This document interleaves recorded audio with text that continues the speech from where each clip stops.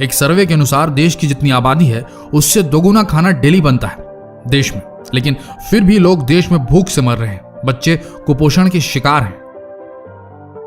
Agriculture ministry के हिसाब से 50,000 करोड़ का खाना देश में हर साल गटर में बहाया जाता है। ध्यान से सुनिए, हम उसी देश की बात कर रहे हैं जहां अन्न को भगवान माना जाता है, जहां खाने के दाने को फेंकना हराम माना जाता है। एक ऑर्गेनाइजेशन जिसका नाम भूख है, उसके सर्वे के मुताबिक 20 करोड़ भारतीय रोजाना बिना भोजन के सोते हैं।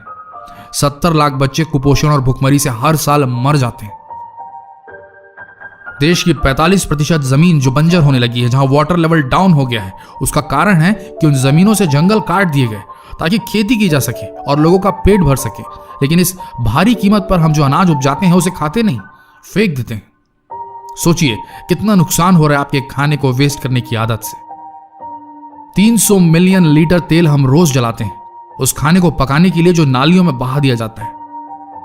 अगर इंसान है तो प्लीज राशन का सामान उतना ही खरीदें जितनी जरूरत हो। ऑफर्स के चक्कर में ज्यादा कभी न लें क्योंकि वह कूड़ेदान में ही जाएगा। 20% सामान हम भारतीय जो खाने के लिए खरीदते हैं वो फेंक देते हैं। स्टैटिस्टिक्स को ध्यान में रखें, दिमाग में रखें।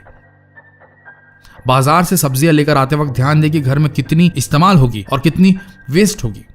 हरी साग भाजियों को पहले बनाकर खत्म करें, अन्यथा फेंकने में जाएगी। दिन का खाना बच गया है तो उसे रात में ही फ्रिज से निकालकर इस्तेमाल कर लें। दूसरे दिन का प्लान करेंगे तो खराब हो सकता है। रात में बचे तो उससे ब्रेकफास्ट कर लें। अगर ऑफिस में काम करते हैं या किसी भी जॉब में है जहां कैंटीन की सुविधाएं उपलब्ध हैं, या कोई होटल आपके पहचान का है जहां खाना रात में बच जाता है, तो मैनेज कीजिए उनके साथ मिलकर।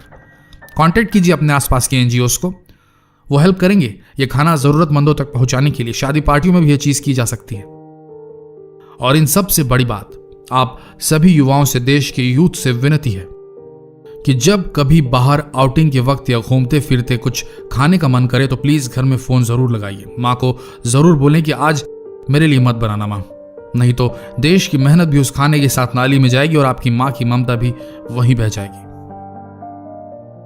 जहां से हूं वहां की बात करता हूं, भारत का रहने वाला हूं, भारत की कहानी कहूंगा।